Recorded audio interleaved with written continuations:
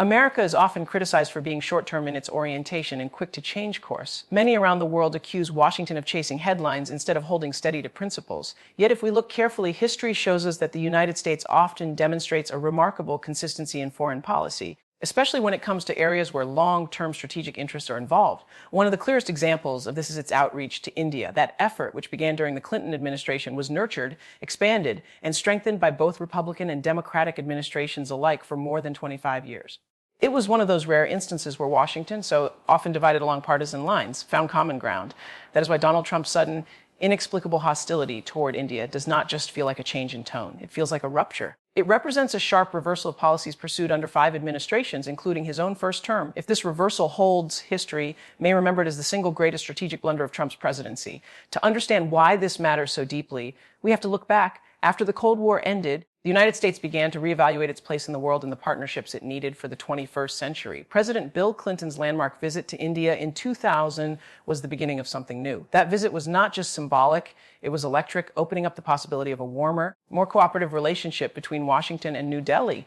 But it was under George W. Bush that the real pivot happened. Bush and his advisors recognized something profound. A rising China was not simply another competitor on the global stage. It was a force reshaping the international order. And in the face of that, the single most important counterweight to China would not be Europe or Japan or any other ally. It would be India, the world's second most populous nation, a vast democracy, a country beginning to reform economically and integrate itself into the global economy. Washington realized that a strong India was not just good for India. It was essential for America's own interests in preventing Chinese domination of Asia. But there was a problem standing in the way of this new partnership, India's nuclear weapons program. For years, Washington had punished India for developing nuclear arms, insisting that the global nonproliferation regime had to be upheld at all costs. Yet the Bush administration made a bold decision. Instead of treating India as a pariah, it would treat it as what it truly was, a great power, on par with Britain, France, and yes, even China. The result was the historic U.S.-India nuclear deal. This deal, carefully navigated by Indian Prime Minister Manmohan Singh, ended India's decades of nuclear isolation and marked a watershed moment in relations. It said to the world, India is no longer an outsider, it is a partner. And after that breakthrough, the U.S.-India relationship only grew stronger. The Obama administration picked up the baton and ran with it. For Obama, India was central to his pivot to Asia strategy. He supported New Delhi's bid to become a permanent member of the UN Security Council, signaling that America saw India as not just a regional player, but a global one.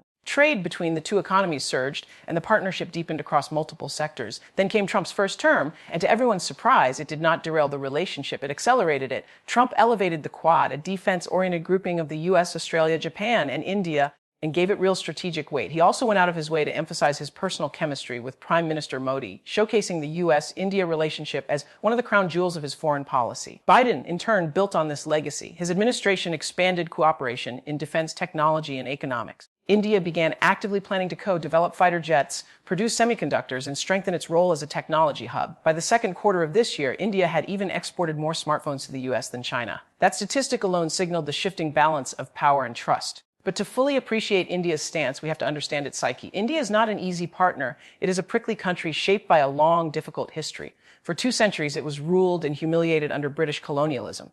After independence, it leaned heavily on the Soviet Union for support. While the United States repeatedly armed and funded its adversary Pakistan, India is also a noisy, chaotic democracy, a nation with dozens of languages, deep internal divisions, and strong domestic interests that no leader can ignore. And yet, despite all these complexities, Washington, through painstaking diplomacy, was able to bring New Delhi closer and closer. Over decades, American and Indian interests began to align inch by inch, building a fragile but powerful trust. And then enter Trump 2.0. Almost overnight, that carefully built trust is unraveling. With little warning, Donald Trump has undone decades of American diplomacy. He has placed India in the highest risk category of 12 countries, alongside nations like Syria and Myanmar, while astonishingly offering Pakistan, long accused of harboring extremists, preferential treatment at just 19%. He has even proposed joint efforts to look for oil in Pakistan, a country with little accessible reserves. Add to this private meetings with Pakistan's army chief and suspicions about Trump family-linked business interests tied to Pakistan's National Crypto Council, and the picture begins to look murky. For India, these are not just policy shifts. They look like betrayals. They look like backroom deals at their expense.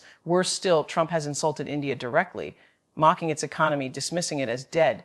The reality could not be further from that caricature. India has been the fastest growing large economy in the world for several years running. It is currently the 4th largest economy globally, and projections show it overtaking Germany by 2028 to claim the number 3 spot behind only the U.S. and China. India is also the world's second largest arms importer and home to the second largest number of smartphone users. These are not signs of a dead economy. They are signs of an emerging giant. Historically, India has been non-aligned, refusing to commit to any one power bloc. Under Prime Minister Modi, that evolved into what is called multi-alignment, a strategy that allowed India to maintain ties with all sides, picking and choosing its partners issue by issue. Persistent American diplomacy, combined with China's increasingly aggressive behavior, had been slowly nudging India away from that ambiguity and toward a closer embrace of the U.S. It was delicate, gradual work. And yet, with Trump's hostile rhetoric and policy reversals, all that progress may now be lost. Even if Trump were to change course tomorrow, the damage is already done. The perception inside India is that America has shown its true face: unreliable, fickle, and willing to throw friends under the bus when convenient. That perception is powerful. It will push India to hedge its bets, to stay closer to Russia, and even to soften its stance toward China. Already, the country is united in its shock and anger at Trump's words and actions. This is not a partisan issue inside India. It is a national one. When I travel to India, I often urge the country to lean into its partnership with America, to shed its hesitations and embrace a shared destiny between the world's oldest democracy and the world's largest. I have argued that together India and the U.S. could shape the 21st century in ways that uphold freedom, democracy, and balance in a turbulent world. But with Trump's latest moves, that vision feels imperiled. And if America loses India now, it will not just be a diplomatic misstep. It will be a strategic disaster for generations to come.